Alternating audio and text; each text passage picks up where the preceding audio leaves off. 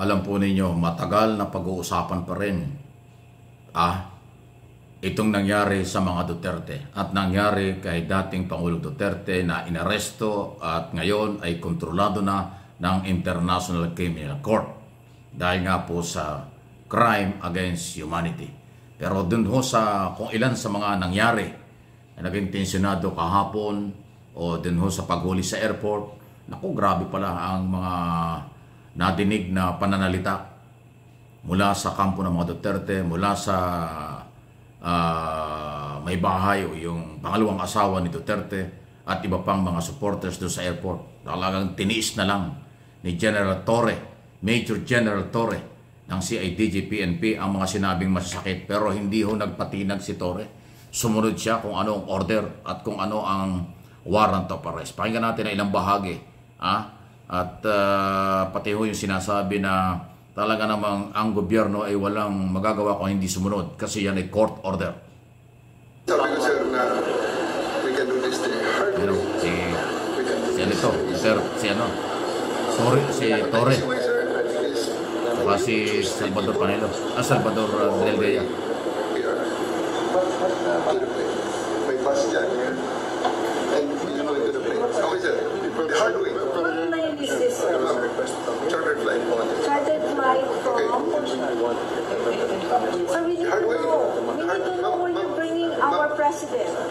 Sir, we need to know. So ayan po, doon pa lang ho sa airport, matapos na sunduin siya doon sa aeroplano, sinabi na pala ni Torre na siya ay inaaresto dahil sa warrant of arrest na dala ng Interpol at siya ay ililipad ng isang private plane patungo sa Netherlands sa Europe. Doon pa lang ho sa airport sinabi. Kaya mula pala doon sa airport, kaya siya ay dinala doon sa Villamor Air Base. At doon siya kinuha ng private jet or na aeroplano na inilipad din kagabi papunta ho sa Europe.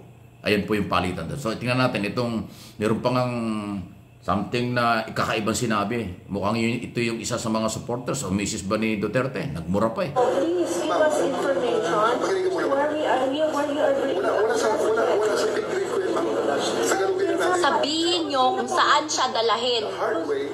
Yan o. Memora lang. The hard way.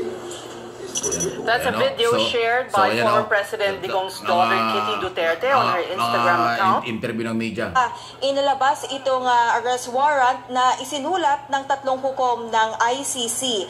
At nakasaad nga dito na matibay daw ang ebidensyang laganap at sistematiko ang utos na pagpatay ni Digong. Responsable rin raw si Duterte sa paglabag sa crimes against humanity of murder. Ayon pa sa ICC, mahalaga na maaresto si Duterte para matiyak ang pagharap niya sa ICC at sa The Hague sa Netherlands kung saan didinggin ang kaso. Base raw sa evaluation, hindi makikipagtulungan si Duterte kahit na ipatawag siya ng korte dahil nananatili pa rin siyang makapangyarihan kahit wala na sa pwesto. At dahil nga sa pagganib, nakaakibat nito sa mga testigo at witness ng kaso, nararapat lang daw na arestuhin si Duterte alinsunod sa Rome Statute. At ito nga, ang idinaan ng ICC sa Interpol, katuwang ng ang PNP at Department of Justice ang paghahain ng arrest warrant kay Duterte. So yan yung nilalaman nitong arrest warrant ng ICC. Pero ito nga, inaalmahan nito ng kampo ni na Duterte at sinasabing unconstitutional at labag sa batas itong pag-aresto ng gobyerno kay Duterte at pagsunod ng gobyerno sa Interpol. So, yan po. Camille, base sa iyong impormasyon, kailan kaya So, ayan nga po. Yan yung mga kaganapan niya sa kahapon. Okay? Sa isyong ito.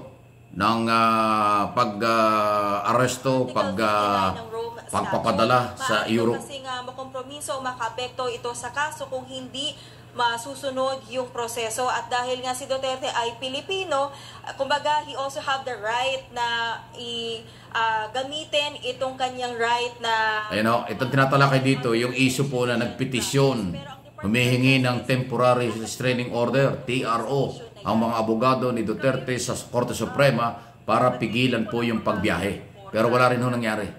Kasi nga po, naisakay at nailipad kagabi pa. So, yan po yung development. Kahit na anong paghahabol ng mga abogado at mga followers, walang magagawa. Kasi nga tulad ng sinabi ko, hindi ho pwedeng dito ikulong sa Pilipinas si Duterte kasi ang kaso at warrant of arrest ay galing sa ICC. Kaya doon siya ikukulong, doon siya lilitisin. Ayun, okay, ang sitwasyon. So talagang medyo mainit talaga ang usaping ito. Okay? Ang isa ho sa mga yun pala kaya pala ang tagal-tagal doon sa airport. Kung yung mapapansin kahapon binabantay natin, ang tagal bago nailabas ng Terminal 3 si Duterte. At matagal ang mga speculation at yung mga tao, kahit mga senador, abogado at iba pa, hindi pinapasok sa airport. Ayun pala. Matapos i-issue yung warrant, ay sinabi na ni General Torre, Major General Nicolas Torre, na ililipad talaga. Ibig sabihin, umaga pa lang, after na siya hulihin, sinabi na walang choice ang sila kung hindi sumunod sa Interpol, ililipad sila sa magitan ng isang private plane. Charter, exclusive. Ibig sabihin, sila lang isasakay. Kaya pala dinila sa Villamor. Kasi kahapon marami nagsasabi, dadalhin sa Veterans Memorial Medical Center, papacheck up, dadalhin sa Krame, doon ikukulong. So, yun mga lumalabas Tapos biglang doon dinala sa Villamor sa Pasay, nakatabi lang ng airport. Hindi naman gaano kalayuan yung airport sa Villamor. So, ang purpose po na noon ay talagang diretso ng ibibiyahe. At pangalawang purpose doon, kasi ang Air Force, ang kampo ng militaris, lahat ng gate niyan sarado. Lahat ng gate niyan may security, walang pwede makapasok na kung sino-sino. So, kinordon, ginawa ng paraan na hindi magkaroon ng mga komosyon. Kasi kung yan po ay dinala sa isang lugar na open, abay siguradong dudumugin niya ng mga followers. Masisira ang diskarte ng ICC at ng Pilipinas for security sa dating Pangulo at seguridad sa proseso ng arrest warrant. So kaya dinala from airport, sinabi na ni Torre, natin kami sa una, na wala kami magagawa, dadalhin natin siya, isasakay siya sa charter plane. So nagtaka nga yung sina Mideldea, yung pang-isang babae at saka yung Mrs. Duterte, na saan niyo dadalhin? Bakit yung isasakay ng aeroplano? Sinabi ni General Torre, isasakay sa charter plane, pabalik, papunta ng Europe, papunta ng Netherlands. Yun ang kinagulat nila.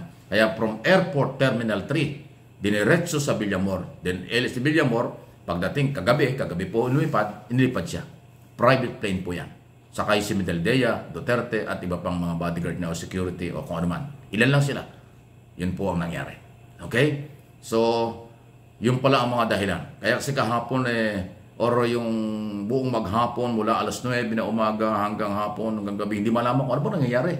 Kasi bawal nga pumasok sa airport, bawal pumasok sa Villamor, kahit mga media, hindi makapasok. Yung naglabasan po sa social media, meron lang mga malalapit sa Duterte ang silang nag-live sa Facebook. Or at yung si Kit, ano ba yan? Kitty, yung anak na babae ni Duterte. Siya yung naglalabas sa social media ng mga kaganapan doon sa kung saan nandoon ang kanyang ama. Kasi nga walang media pinapasok, walang social media pinapasok, walang pinapasok ng mga abogado na karamihan, walang mga supporters, iilan, si Mideldea lang at saka si Delgra ang kasakasama ni Duterte doon sa airport, doon sa Villamor, hanggang sa bago pag-alis. Okay? Ganun nangyari. Ang diskarte ng mga otoridad ay para hindi magkaroon ng komosyon, para magkaroon ng kaguluhan, hindi pinapasok ang lahat. Kahit mga abogado na hindi naman talaga, hindi binawasan din ng mga abogado, hindi lahat ng abogado pwede. Yun po ang nangyari. Kaya yung galit ng mga DDS ay nandoon na yun. Pero wala tayong magagawa. Pinanindigan ng ibang klase ang tapang, galing at loob nitong si General Torre. Nung umaga, si General Marbil kasama rin sa airport Pero nawala na si General Marbil, ang PNP chief. Pinaubayan na kay Major General Torre ang lahat. From mula doon sa airport, mula sa loob ng aeroplano, hanggang sa paghahatid sa isang private charter aeroplano ulit, pag-alis papunta ng Europe. So from mula umaga hanggang gabi, si General Torre, ang PNP director ng CIDG, ang talagang siyang humarap sa mga abogado, masasakit ang inabot niya mga salita mula sa supporters at higit sa lahat doon sa pamilyang kasama doon sa aeroplano, kasama sa airport, kasama doon sa Villamor, dahil talagang pinagagalitan siya, minumura. Lalo na nung basahin ni General Torre ang Miranda right. Kasi pag ini-issue mo ang warrant of arrest, babasahin mo yung Miranda right, na doon nakapaloob ang karapatan ng akusado o inisyuhan ng warrant of arrest na kung siya isasagot o hindi, lahat ng karapatan ay binibigay. Yun ang Miranda right. Ayun ho. Nako, talaga naman. Mahaba pang usapan ito, pero relax lang mo tayo. Justice for all. Bigyan ng hustisya ang mga naging biktima.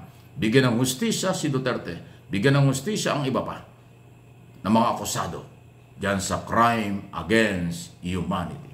Please like and share ng mga bidyong ito at ng iba pa nating video sa channel na ito. Mike Abe Opinions at MA Pinoy TV.